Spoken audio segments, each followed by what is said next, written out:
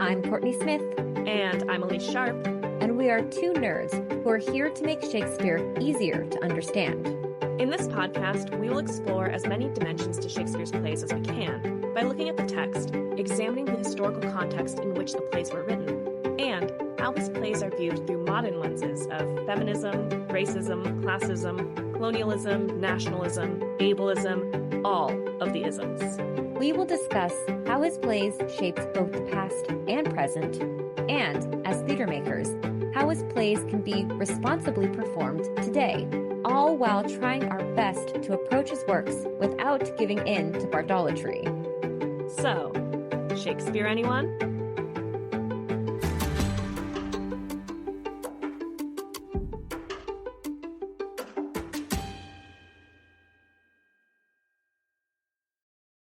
Hi, listeners.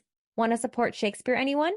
Visit shakespeareanyone.com/support or check out the links in our episode description. Now, onto the episode. Hi, Elise. Hi, Courtney. How are you doing today? I'm doing very well. How are you? I'm also doing very well. I'm very excited today because today we are going to be talking to Dr. Kent Lehnhoff about his upcoming book, Voice and Ethics in Shakespeare's Late Plays. But before we dive into that, we of course have some housekeeping. We have some new merch on the website. If you have been looking for something with our little Shakespeare logo on it, well, he's now out and ready to adorn your fridge, your filing cabinet with a magnet, your computer, your tumbler, wherever you would put a sticker. And also available on some drinkware that can hold some nice chilly drinks this summer as you celebrate what we're calling Hot Shakespeare Summer. Yeah. We came up with this idea last year as we did some traveling for Shakespeare to see some Shakespeare, and we want to encourage all of you to get out and see some Shakespeare this hot Shakespeare summer. So, we have just gotten back from a couple of Shakespeare adjacent trips. Yeah, I just got back from the Folger Shakespeare Library in DC, like nerding out over all of the Shakespeare related stuff I could get my hands on, seeing a little bit of theater in DC, and cherishing the legacy of Henry and Emily Folger. And I've just gotten back from a trip to New York where I have been visiting some Shakespeare adjacent sites. If you want to hear more about this, we will be sharing more about our travels on our Patreon later this summer. And we want to encourage you to share your travels, your hot Shakespeare summer experiences with us on social media, on Instagram. Tag us in your posts, whether you are enjoying an outdoor dinner before some Shakespeare in the park, or you're performing Shakespeare, reading Shakespeare, or you're doing some Shakespeare tourism. So when you post those photos of your hot Shakespeare summer travels, share them with us by tagging us at Shakespeare Anyone Pod and hashtag Hot Shakespeare Summer. We can't wait to see what you get up to this hot Shakespeare summer. Now, let's talk about Voice and Ethics in Shakespeare's Late Plays with Dr. Kent Lehnhoff. Kent Lehnhoff earned a BA from Brigham Young University and a PhD from Duke University. He is a professor of English at Chapman University, where he specializes in early modern literature and culture. Dr. Lehnhoff has published 24 scholarly articles, has co-edited 2 essay collections, and is coming out with a new book in October titled Voice and Ethics in Shakespeare's Late Plays. In this book and in many of his articles, Dr. Lehnhoff treats Shakespeare's plays as lively enactments of ethical philosophy. He believes that one of the things that makes Shakespeare's work distinctly Shakespearean is its interest in exploring what it's like to be in relation, what it's like to be tied to other people, some of whom love you, some of whom hate you, and some of whom pay you no mind at all. At present, Dr. Lehnhoff is finishing a guidebook for art in Shakespeare called Understanding Shakespeare's Plays, a Candid Companion to All the Drama. This book goes through all the plays, one by one, giving an overview of each and offering insights and analysis as to what it offers. Dr. Lehnhoff only has 6 plays left to do, which means he's getting down to the deep cuts. Timon of Athens, anyone? And now, please enjoy our conversation with Dr. Kent Lehnhoff. Hi, Kent. Hello. Nice to meet you. Nice to meet you too. Yes, thank you so much for being on today. Oh, it's my pleasure. So, Kent, today you are here to talk with us about your upcoming monograph, Voice and Ethics in Shakespeare's Late Plays. But before we dive into that, we have a question that we ask all of our guests. That is, what was your first experience with Shakespeare? Oh, I think my answer is probably similar to a lot of your guests who came up through the U.S. educational system. My first experience with Shakespeare was Romeo and Juliet in ninth grade. And I remember watching the Franco Zeffirelli film in class and my teacher leaping up in the middle of the bedroom scene to kind of cover the screen for us, which left this indelible mark in, 12-year-old me that Shakespeare was really sexy. That's fantastic. And that is a relatable to a lot of guests, a lot of people that we know, that first interaction being ninth grade English in US education. Now, diving into your upcoming book, our listeners may be familiar with the saying that Shakespeare's plays were meant to be seen or heard aloud and not read, or that even in Shakespeare's day, his audiences would say that they were going to hear a play rather than see a play. Your upcoming book, Voice and Ethics in Shakespeare's Late Plays, examines Shakespeare and speech through a unique lens, focusing on Shakespeare's use of the dimensions of the human voice. For anyone who may not be familiar, can you explain what voice and vocality are and how they differ from other examinations of Shakespearean speech? Yeah, so voice and vocality refers to all of the extra or pre-linguistic aspects of speech, right? So when we think about speech, we usually think about the verbal content, the linguistic material that's conveyed.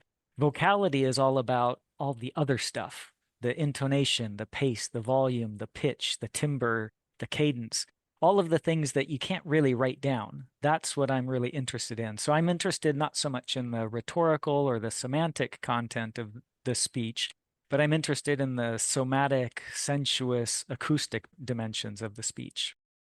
As an actor, I find this really interesting because I think this is something that people who are performing Shakespeare's plays are grappling with that isn't necessarily taught from an academic point of view. So I'm really excited to hear more about how you did this research and what you were sort of looking for. How does voice and vocality relate to ethics in Shakespeare's plays? Yeah, so there's a short answer or there's a long answer, right? Give us the long one. Yeah. Yeah, I mean, the short answer is that voice is the way that we send ourselves out into the world. Voice is the way that we connect with other people, right? The longer answer, and this is where my book is really rooted, is in the ethical philosophy of a woman named Adriana Cavarero. She's an Italian philosopher who was born in 1947, and she's interested in ethics from what we call a Hegelian point of view, right? So there are kind of two main forms of ethical thought. One is that ethics is based on sameness. So you're supposed to imagine the other person as similar to you and treat them accordingly, right? So this is in the vein of do unto others as you would have them do unto you, or love thy neighbor as thyself, right? So this is all about seeing the other person as a second version of yourself. And people in like Cavarero or Emmanuel Levinas say that's not really ethics. That's kind of narcissism. That's just projecting yourself onto the other person. So they want to take ethics in a very different direction, which is not to emphasize your sameness to the other person, but to emphasize the difference. And the idea is that when you see another person, you're not just seeing another version of yourself, you're seeing someone who's completely other. Mm. And the fact that they are so totally different from you, that's what really calls you to respond to them, right? If they were just another version of you, or if they were just a mirror image of yourself, there's no real need to respond. But if they're completely different from you, then all of a sudden there's an obligation there. So Cavarero is really interested in this idea that ethics is predicated upon our difference. And she wants to root this then on the sound of our voices, because everyone's voice is distinctive, right? And our voices Hmm. speak to our material, embodied situatedness in ways that really impress upon the listener our uniqueness. Right. So Cavarero is going to use this really evocative phrase to talk about this. She talks about the vibrating throat of flesh. Right. So, my voice produced by my teeth and my palate and my diaphragm and my vocal cords sending out into the air. That's as unique as anything about me. It's a sonic signature that bespeaks my individual uniqueness. And the idea is that when we hear that, we recognize, we become attuned to the difference of the other person. And that's what really draws us into an ethical relation, this relation where we have to sort of respond to the difference of the other person. So that's the really long answer of how voice and ethics get yoked together in my book. Again, I'm just hearing all of this and really responding to it. Again, as an actor, as somebody who studied speech, and also in Shakespeare, in theater, we encounter people being coached away from their natural voice. Voice is something that, as you mentioned, carries difference, and we can tell a lot about a person's background or history based on some aspects of their voice. But then, in theater and acting, there's a historical practice of removing some of those signature pieces and trying to create a sameness, a universality. There's this idea, especially with Shakespeare, where people put on a sort of Shakespeare voice, quote unquote, to feel like they're doing Shakespeare and feel like they need this voice. As you're speaking, these sorts of things are cropping up in my head of like how the industry and people producing Shakespeare today are moving away from that. The actor Raul Julia has a quote where he says, I'm going to paraphrase here, but he says, I used to imitate all the great British actors. Then I realized that I could bring my own self, my own Puerto Ricanness, my own Spanish background, my rhythms to Shakespeare. And I feel like that's a little bit of what you're speaking to, of the differences of the voice and the unique signature of the voice. And we can see it in Shakespeare in the bodies of actors, but how specifically does it relate to Shakespeare's plays? Yeah, in a lot of Shakespeare's plays, we see this contest to be heard, right? So, for instance, the very first chapter of my book is on Coriolanus. And Coriolanus is this very contentious political play where there are various factions of society that are all clamoring to be heard. And in order to be heard, you have to kind of make a case for why your voice is valid. And one of the things that you see in that play is there are various strategies to discount certain voices as less worthy or unimportant, and to elevate other voices as really important. And a lot of this gets mapped onto the body. So there's this interesting imagistic thread in the play where the voices of the plebeians or the lower class characters are connected to their tongues, whereas the voices of the patricians, the upper class characters, are connected to their head, their lungs, their heart, right? So the vital organs are the ones that are speaking among the patricians, but it's the tongue, this kind of unruly, wild member, that's speaking on behalf of the plebeians. And Coriolanus, the main character, he weaponizes this, right? When he's talking about the lower class characters, he refers to them as tongues. He refers to them as voices. And he refers to them as speaking with stinking breath, right? So the idea is he's just going to try and mark those voices as unworthy. They're smelly, they're stinky, they're uninformed, they're fickle, they're inconstant. We don't have to even listen to those voices. And his voice, on the other hand, is supposed to be kind of the voice of pure reason and nobility. And so that's the one you have to listen to. So in the play, you see this contest playing out for who gets to be a speaker and who gets to count. And this really resonates with what you were talking about earlier about actors being pressured to perform Shakespeare in a particular way. And this is one of the very important aspects of Adriana Cavarero's philosophical program, is that the emphasis on speech, the emphasis on voice, often privileges a certain kind of speaker, one who's sort of unmarked by accent or unmarked by gender or unmarked by socioeconomic class. So we have this image in our head of this ideal speaker that's kind of just pure voice, pure language, pure thought. And anyone else who speaks in a different way, that's seen as deficient. And so Cavarero wants to kind of recuperate that and talk about how those material markers, the sounds of gender, the sounds of race, the sounds of ethnicity, the sounds of all those individual features of the self, those get sort of brought into play. And those aren't just noise or static that get in the way. Those are things that actually reveal particular people that then need to be responded to. That's really fascinating because I'm thinking about both of what you, Kent, said as well as Elise, and how like contemporarily there seems to be this push away from received pronunciation as the way to do Shakespeare talk. Like, I don't know if you've seen the memes or the videos on like TikTok and Instagram about doing Shakespeare in Southern accents, American Southern accents, and how people are like, I'm getting this monologue now. I get what these words are with the different type of accent and the different like pronunciation of these words. So like what you're saying, I just wanted to highlight that I see this kind of discourse popping up on social media as well, the like Shakespeare social media space. Yeah, and that's, I think, the exciting thing about focusing on vocality is that it's a very inclusive practice that starts to bring in all kinds of people and starts to bring in all kinds of groups that have previously been excluded.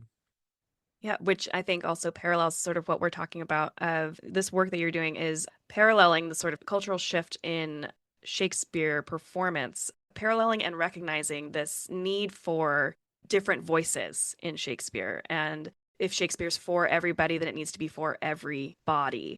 This thinking about the voice as unique and signature and something to not homogenize. Yeah, and I think that that's how Shakespeare envisioned the theater, and that's what the Playhouse was in Shakespeare's day. It was a place where lots of voices expressed themselves, right? It was a gathering Hmm. place of voices, and the idea is that those voices need to be varied, or else there's no interest. Those voices need to be speaking for particular embodied, material, situated individuals, and not just kind of some voice droning on from, Hmm. some standardized space. Yeah. In your book, you closely read five late plays. You talked briefly about Coriolanus. You also cover King Lear, Pericles, The Winter's Tale, and The Tempest. We've previously covered King Lear on the podcast, but I was wondering if you could also share an example from that play of how Shakespeare presents the act of speaking and the sound of the voice. Yeah, I think King Lear, that's the longest chapter, by the way. So there's a lot going on in that It's a play. long play. It's Yeah, very much. But so one of the things that I'm interested in is the way in which Shakespeare seems in that play to be interested in pushing speech to its breaking point. So we have, for instance, the middle scenes of the play where we've got poor Tom and the fool and Lear, and they're having a conversation, but it's not like any conversation you've ever heard because the fool speaks in scraps of ballad. He spouts out these riddling prophecies. Poor Tom is imitating the mad patois of Bedlam beggars, and Lear is caught up in his lunatic raving. So the three of these individuals are speaking a language that's not like any language we've heard, right? Mhm. And I think that this is what Shakespeare really wanting to do is he's trying to push language to the breaking point where verbality or logos or the verbal content kind of drops away, and all we're left with is the sound of these voices in extremity, these voices in pain, these voices in distress. And so what we get kind of throughout that play is just the sound of the human voice apart from its signifying function. Mhm. And I think what we experience in this is that it calls to us, right? It makes this claim on us, even though it's not communicating verbal content in the way that we expect speech to do. And this is consistent with Cavarero's thought about voice. She points out that the Latin word for voice comes from the verb vocare, which is to call or invoke. And she says that every voice is a call. Mhm. And Jacques Lacan talks about the cri pure, the pure cry, and he puns on it. And he says that every cri pur is a cri pour. So every pure cry is a cry for someone. And I think that's what Shakespeare's doing in King Lear is he's turning all these voices into just sort of pure sound. There's not really any words Mhm. shaping their utterance. It's just sound. But those sounds are calling to us and asking us to respond. Right. So in this one element of the play, he's kind of pushing language so that it becomes just pure vocality, almost divorced from verbality. And we're in this state of crisis. And then he stages this conversation between Lear and Cordelia that is one of the most remarkable scenes of ethical reconciliation and forgiveness in all of Shakespeare. But verbally speaking, it's really sparse, right? Lear wakes up and he says, I think this is my daughter Cordelia. And she says, and so I am, right? It's just six short little Mhm. syllables. And she's just repeating these one syllable words. And the vowels just kind of merge together. So it sounds almost more like a murmur than any kind of sentence, right? And so I am, I am.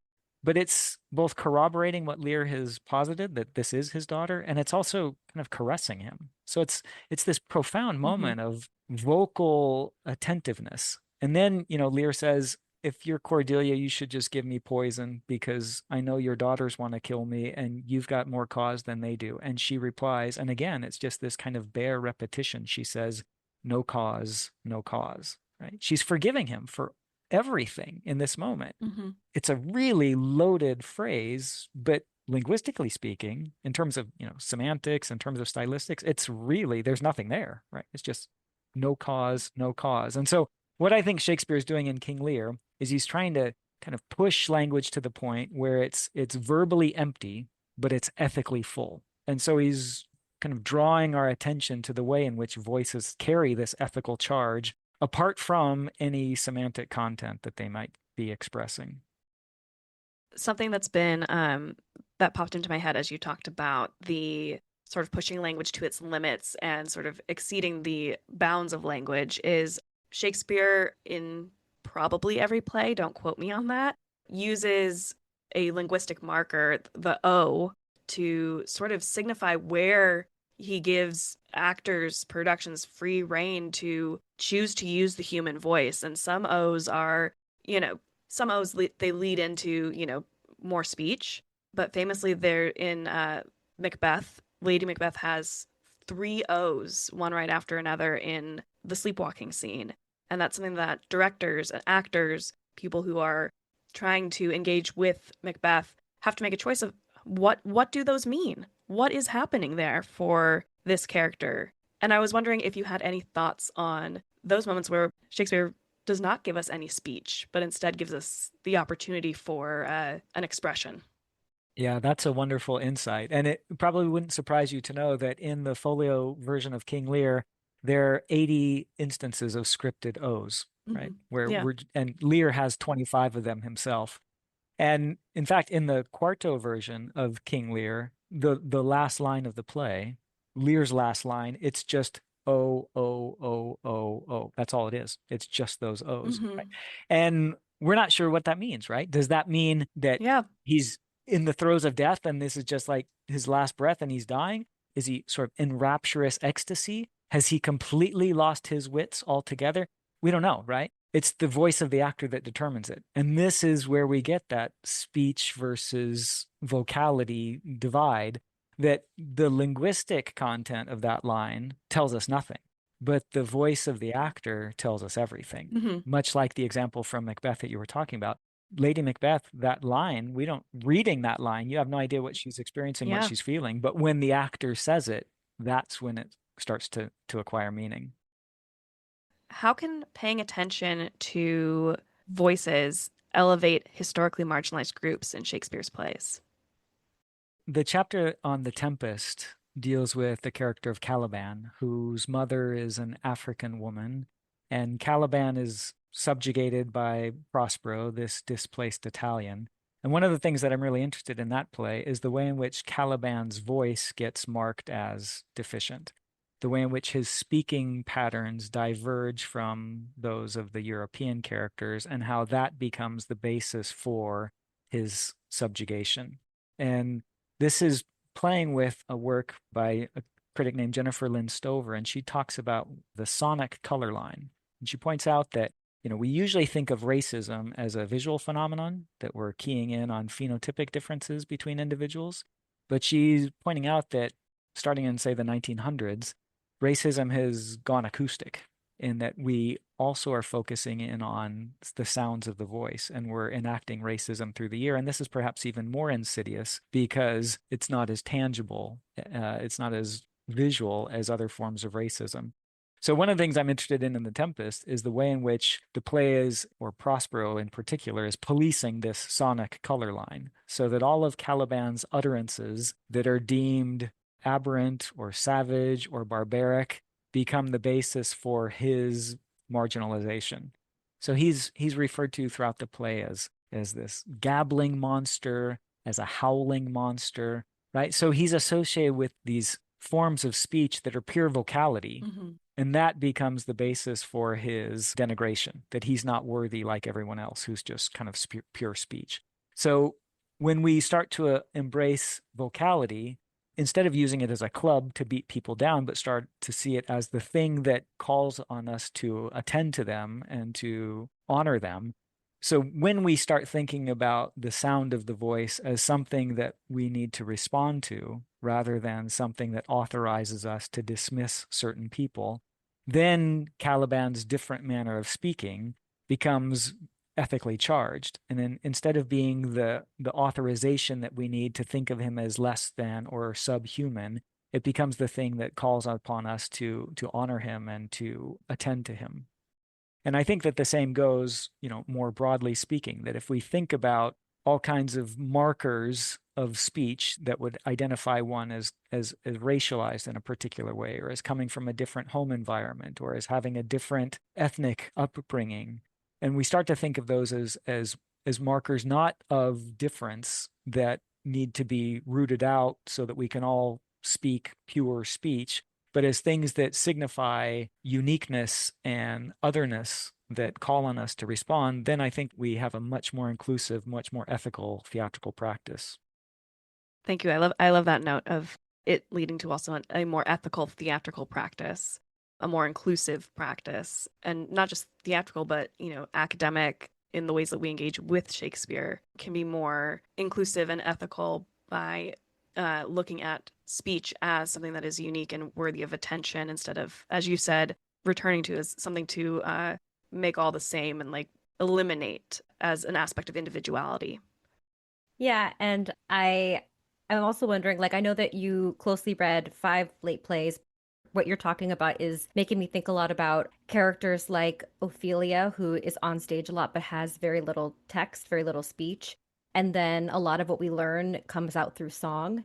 And then also Lavinia, who does speak, but then her tongue is cut out. And I know that those 2 plays are not ones that you closely read, but are there any sorts of discoveries that have come up for you about women and women characters in these plays, additionally to like the racial discoveries that you've made as well? Yeah, I think that's a great question. And when we think about Ophelia and her song, song is this fantastic moment where there's speech, but the vocality is more important than the speech, right? How often do you find yourself singing a song and you're not even really paying attention to the lyrics because it's all about the vocality of that experience? And so song is especially a moment where vocality takes the fore and verbality kind of takes the back seat, right? So that's a great moment. And then when you think about Lavinia, if you see that play in performance, right, after Lavinia's tongue has been excised, she continues to vocalize, and it's heartbreaking, right? She's not speaking words, but the sounds that she makes just tear you up inside, right? And this kind of moves to this moment that the cri pur is always a cri pour, right? The pure cry is always a cry for someone, and that the sound of the voice calls on us ethically, even before or outside of language. Yeah, so I deal with women speakers in 2 plays, Pericles and The Winter's Tale. And I'm interested particularly in the way that these women's speech is efficacious outside of what we might think of as the kind of logocentric speech pattern, right? So Marina, this is a kind of a deep cut play. This is in Pericles, but Marina is kidnapped by pirates and sold to a brothel. And word gets out that there is a virgin in the brothel, and men start lining up to, make use of her. And as they come in, she talks to them and she completely persuades them that this is not the thing. And they leave saying, you know what? We're giving up brothels forever. Let's go listen to the virgins singing at church. I mean, it's astounding. And the governor of the town, Lysimachus, he comes in. And when he comes in, he's like all rowdy and he starts talking about how he's going to buy up a dozen of virginities. And then he comes face to face with Marina. And she has just this very brief little speech where she just says, if you were born to honor, use it now. Don't do this to me. And he says, I never thought thou could have spoke so well. It completely converts him, transforms him entirely. And editors looking at that speech are like scratching their heads and they're thinking, that doesn't seem enough. I mean, really? She's got like a half dozen lines and it completely changes Lysimachus from, this frequent flyer in the brothel to, completely reformed. And so a lot of people think, well, the text must be corrupt. And that's certainly a possibility. The text of Pericles is a hot mess. But I want to just entertain the idea that maybe Shakespeare is trying to imagine a scene of vocal persuasion that doesn't depend upon rhetoric and semantics and sophisticated verbal expression, that just the sound of this young woman could be so charged with pathos that Lysimachus responds to it, right? So I think in that play in particular, Marina's voice is super powerful. And I connect it to various feminist theories by Julia Kristeva and Elaine Sissou, and I connect it to various eco-critical responses that talk about the connection between Marina's voice and the voices of non-human agents, especially the water in the play, right? So that's a chapter about women's voice. And then in The Winter's Tale, we have another speaker. And unlike Marina, whose voice she's talked about as having a silver tongue, that's Marina. Paulina is associated with a screechy voice, right? She comes in and she's shrieking. She's super shrill. And this is also not as well known a play, but the basic premise is that King Leontes becomes instantly convinced that his wife's having an affair, and he orders her to prison and sends her child out to die. And Paulina isn't having it. She comes in and she tells Leontes that he's an idiot, that he's totally wrong, and she does not back down. And she just comes in with full force. I mean, she's like full-throated opposition to the king. And he listens to her. And eventually, after 16 long years of Paulina at his ear, Leontes is finally ready to reconcile. And it's pretty remarkable. And I think what Shakespeare is doing in that play is he's trying to reclaim the woman's voice that is often dismissed as being, shrill and intemperate and overly passionate, and all of those things that are used to discount women speakers as not being rational and calm, and he's reclaiming all that, and he's saying that this is exactly what Leontes needs. All the men who are around there trying to be all rational and speak the speak, right, they're not doing any good. It's Paulina who comes in with her full-throated opposition that is able to finally make some headway. So there, I think Shakespeare is, again, trying to kind of reclaim a feminine vocality that is often dismissed and marginalized and excluded. Thank you. I'm also curious, as you've been working on this monograph, has there been any specific moment of research that surprised you or delighted you to find? Well, you talked earlier in the episode about how the early moderns would talk about going to hear a play rather than see a play. And I had always just gone with that too, because that's what we find in Shakespeare. In Shakespeare, they almost always talk about hearing a play. But it turns out that's not the norm. There's a guy named Gabriel Egan who did a word search in the Literature Online database, which includes all of the drama, poetry, and fiction written in English to the 1900s. And he found that there were about 100 instances of people talking about going to see a play. And there are only about 8 instances of authors talking about going to hear a play. So it's like 12 to 1 seeing a play versus hearing a play. Wow. But of those 8 instances of going to hear a play, most of them are Shakespeare's, right? So Shakespeare talked about going to hear a play. His contemporaries were more likely to talk about seeing a play. So this was a surprise to me, and it really kind of bears out the premise of my monograph that Shakespeare was really attentive to the sound of the voice, and that when he was writing a play, he was thinking about voices vibrating through the air. He wasn't really so much thinking about the eye candy that would be set forth on the stage. So that's one point. Another thing that really kind of delighted me was just when I just looked up instances of ears in Shakespeare, and I found that, I mean, of course, he talks about ears all the time, but he almost always puts an adjective in front of the ear, right? So in Shakespeare, you read about dull ears and grieved ears and willing ears and attent ears and foolish ears and knowing ears and greedy ears, and it just goes on and on and on. So when Shakespeare's thinking about ears, he's thinking about them as these kind of instruments that almost are subject to our volition, that we decide whether we're going to give someone an attent ear, or whether we're going to listen with a licentious ear, or whether we're going to listen with a lascivious or a light ear, or a grave ear, or a knowing ear, right? So there's this emphasis in Shakespeare on listening to people in a way that's profoundly ethical. And I think this is something that also really delighted me. That's so cool to learn. That's like such a great, like, fun fact to be able to pull out amongst other Shakespeare nerds. Shakespeare being specifically attuned to the human voice and using it, people who interact with Shakespeare in theatrical spaces, who are, producing Shakespeare, who are acting it, directing it, etc.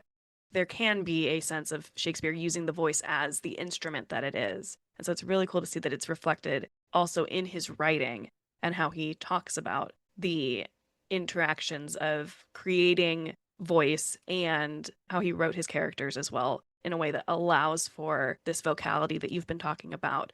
And there's a reason why, people like Shakespeare, and some of it is that it sounds good to us, right? Like, it sounds interesting and it sounds good, and it's when it's done well. And when it's not done well, people often say, oh, I don't know what bad Shakespeare is. I can't define it, but I know it when I hear it, right?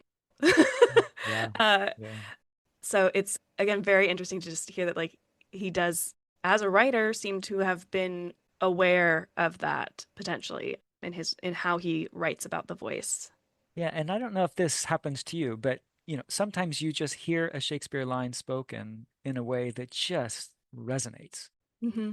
And when I read that line afterwards, I hear it in that person's voice, right? There are certain lines when I read them, I just hear a particular actor speaking in a particular production. That one just resonates with me. Right? Yeah. So I was just thinking about when you were talking about Shakespeare being conscious of the voices of the actors. Is there anything that you have noticed that is telling about the reality of the actors on those stages, like the men actors and the boy actors, those apprentices? Yeah, certainly when Shakespeare was writing his plays, he had specific actors in mind for the parts. And you definitely see this, especially with the clown characters. So Will Kemp was the comedic actor for plays like Much Ado About Nothing. And Will Kemp was kind of a larger guy who was really agile. I imagine him as like the Renaissance version of Jack Black, right? So he was really funny. And so he plays all the characters like Dogberry that are constantly sticking their foot in their mouth and making all kinds of mistakes like that. But when he left the company, the comedic actor who took his place was a guy named Robert Armin, who was kind of very petite. He was sort of small in stature, but he had a beautiful singing voice. And so the comedic parts or the fool parts that Shakespeare writes for those characters switches. So Mm-hmm. starting in the 1600s, when Armin joins the company, the fools become the kind of witty fool instead of the bumbling fool. And the fools start to sing a bit more, right? And so if you think about a play like King Lear, where we've got the fool being played by Robert Armin, possibly, it could be that Robert Armin played the part of poor Tom, and a boy actor played the part of the fool, and might have doubled with Cordelia. So, anyways, there are all kinds of permutations here, right? But certainly when Shakespeare's thinking about writing these roles, he's got particular actors in mind.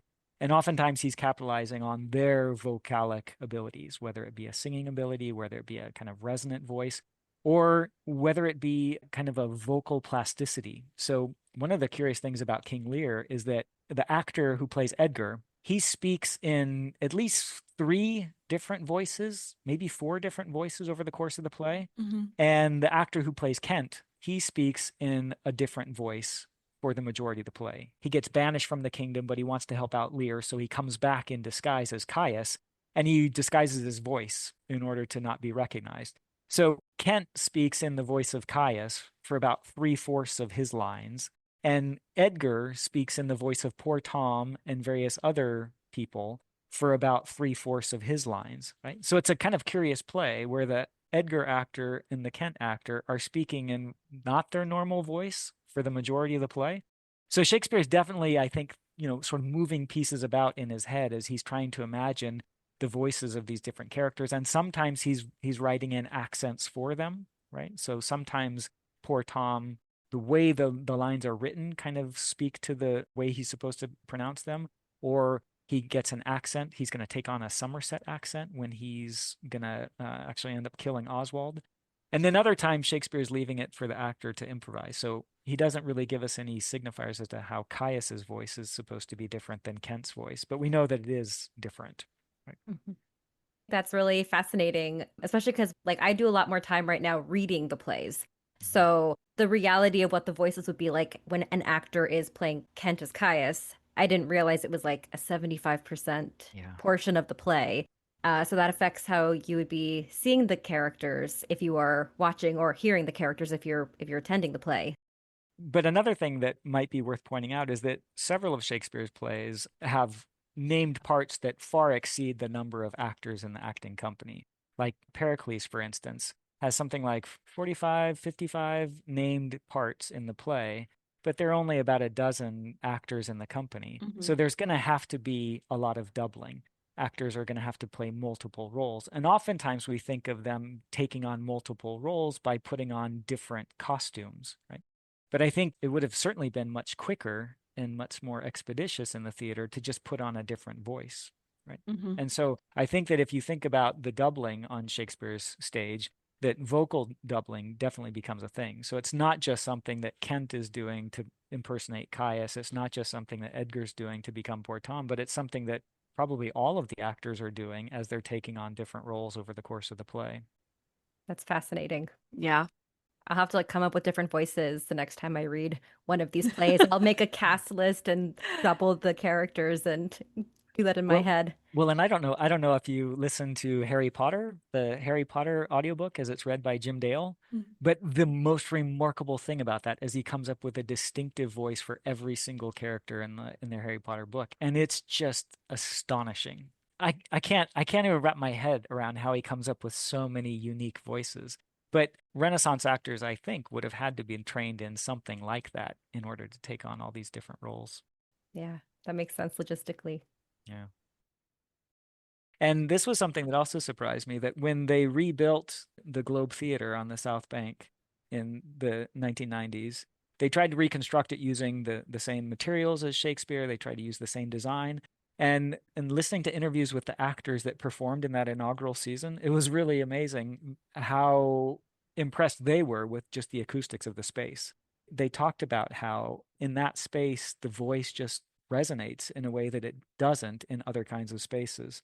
There's an actor named Andrew French who was in that inaugural season. He says, there's no place that relies so much on the art of the ear as the Globe Theater, right? Mm. And William Russell said that in this space, it's the voice that's important.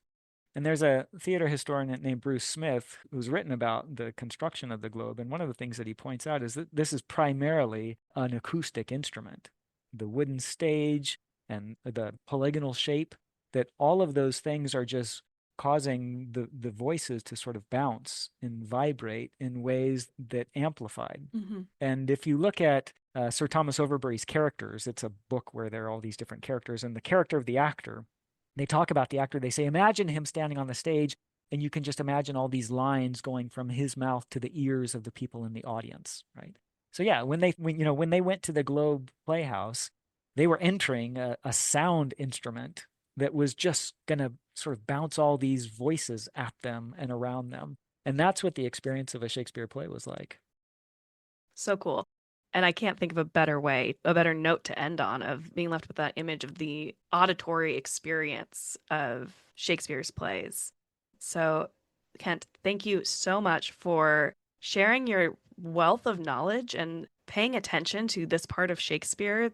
And thank you, Kent, for sharing your time. And this has been very enlightening to me, and also I think affirming as theater makers to see this being studied and how this is also in Shakespeare. So thank you. Your book comes out later this year. Is that correct? Yeah, it's supposed to come out in October, which, I mean, I can't imagine any trick-or-treater not being delighted to be handed a 200-page book on Shakespeare. So I think that's what you should hand out this year instead of king-size Snickers bars. Yeah. Well, thank you so much, Kent, for joining us today. Voice and Ethics in Shakespeare's Late Plays will be out later this year. Thank you for listening.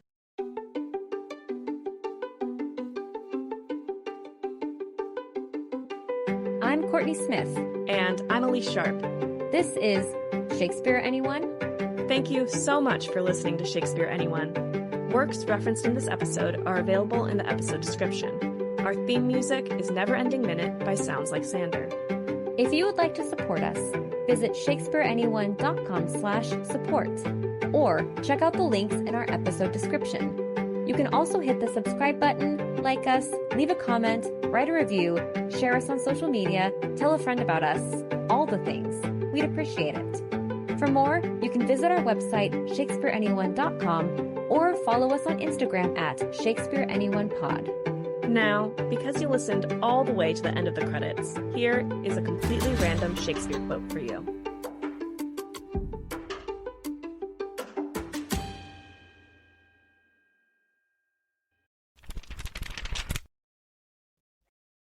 From Romeo and Juliet, Act 2, Scene 2, spoken by Juliet. My ears have not yet drunk 100 words of that tongue's utterance, yet I know the sound. Art thou not Romeo, and a Montague?